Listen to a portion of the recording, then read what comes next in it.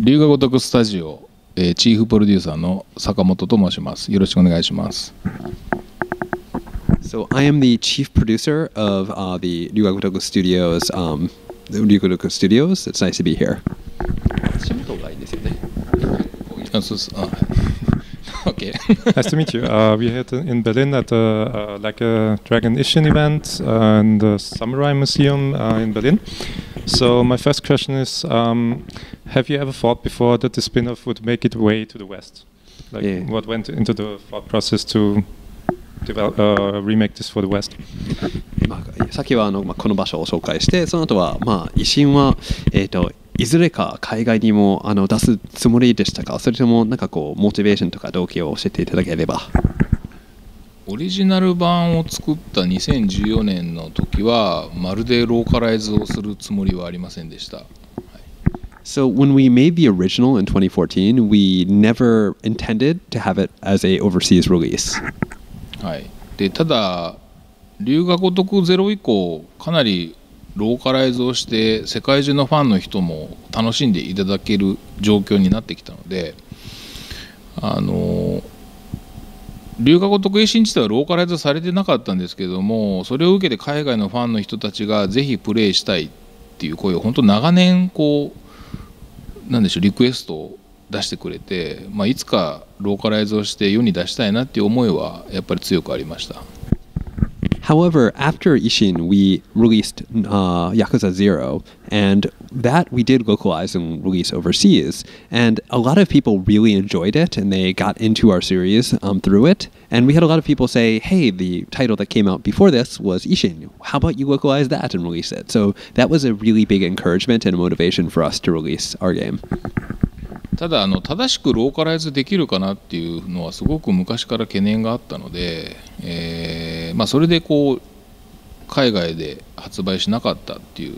ところがあったんですけれども、そのローカライズチームがこう長年こう適切なローカライズをすごくやってきてくれたおかげで、この維新という幕末を舞台にした日本の本当に歴史ものっていうジャンルにおいても正しくこう世界中の人たちに楽しんでいただける翻訳ローカライズができるっていうふうに言ってくれたのも一つ今回リメイクという形で海外に発売するきっかけになりました。So after Zero and a number of other games came out, our localization team kind of built up a lot of experience. And initially, when we kind of were considering it, we were very worried that the team would be able to handle this kind of game. This was very early on, like around the Zero kind of era, because it's a very specific period of Japanese history and uses very specific terms and words. But after time, our localization team spent a lot of time doing a really good job at translating our games and kind of building up skill and experience. And when it came time to think about maybe making a remake, our team seemed to have the confidence and the skill, and they told us, we think we can do this. And that was a huge kind of push for us then to do a full remake of the game. Was it difficult to implement the new EX moves and finishes because of the bloodier nature of using swords and guns? やっぱりオーダーよりも剣とか銃とか使うときには血吹きとかは流れるんですね。それがEX ムーブには EX 必殺技にあったんですが、それを何ですかね、開発するのは難しかったんですが。そうですね、今までこうフルコンタクトなマーシャルアーツのゲームをすごく長く作ってきた中での初めてこう剣とか銃っていった武器を基本に使ったようなバトルスタイルになったので、表現というよりもまず爽快感をすごくどう、作り出せるかっていうところに重点を置いて、そこから少しこうバイオレンスな表現をどう、足していけるかみたいな順番で作りましたけれども、なんか順調にいったかなっていうふうに思います。So initially, most of our games have been, about punching and brawling, and this is the first game that really included weapons, right? Swords and guns. And so being able to think about creating a fun combat system that felt good with these weapons, and also kind of managing violence, the violence of it, the fact that, as you said, blood would come out and so on, was, it was something that was a challenge, but I think in the end we were able to kind of pull it off very well. Would you consider remaking Ryuga Gotoku Kenzan if the spin-off is successful enough? 成功したら、成功しましたら、剣山もしませんか？いや剣山はまあいろいろすごいその話をねこう発表して以来いろんな方々から聞くんですけれども、今のところこう剣山をリメイクしようとは思っていません。まあそれよりもすでに発表している新作とかを、どんどん海外の人たちに同時に楽しんでいただいて盛り上げていきたいかなという方をこうプライオリティを高く思っています。So, Ken-san, we get a lot of questions about this, especially since we announced the remake for Ishin. And at this point in time,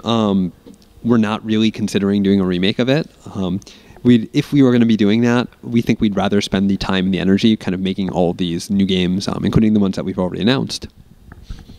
So the series has a lot of mini games. What is your personal mini game from the personal favorite mini game from the whole series? やっぱりシリーズにはミニゲームが欠かせない部分なんですが、個人的には一番好きなミニゲーム、遊んで楽しいミニゲームはどれですか？いやー難しいですねそうですね、私個人的にすごく長く遊んだミニゲームは恋恋ですか、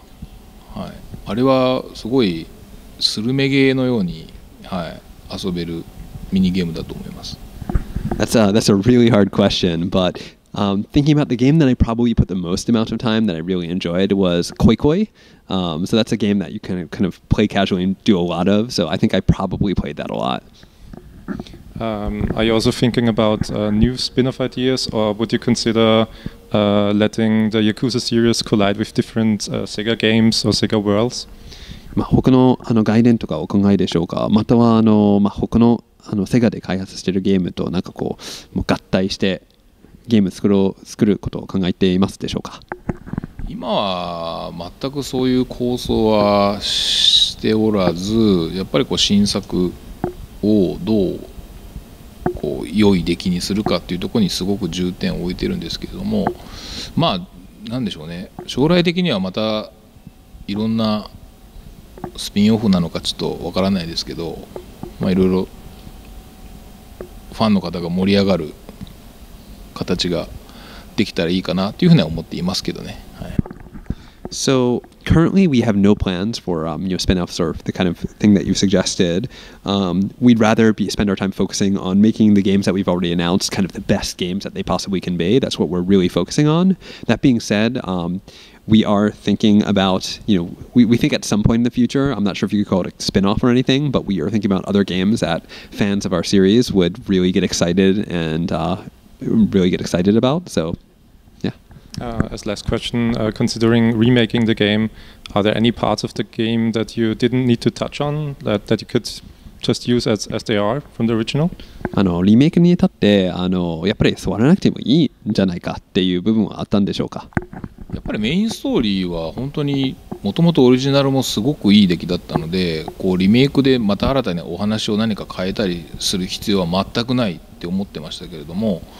まあサブストーリーとか新規でこう新しいキャラクターも登場するとか、まあそういった部分はいろいろアドオンで足してたりするので、まあそういったこうバランスの取れたタイトルになってるかなと思います。So, the main story, we looked at the main story and we thought we don't need to change anything about it. We think we can just use it as it is. It's something that we thought, but then we were thinking about sub-stories and we made some new ones and we kind of changed some of the sub-stories that existed as well to, kind of fit the game and the new characters, and hopefully that will be enjoyable. Okay. Thanks for your time. It was great. 時間を与えていただきありがとうございます。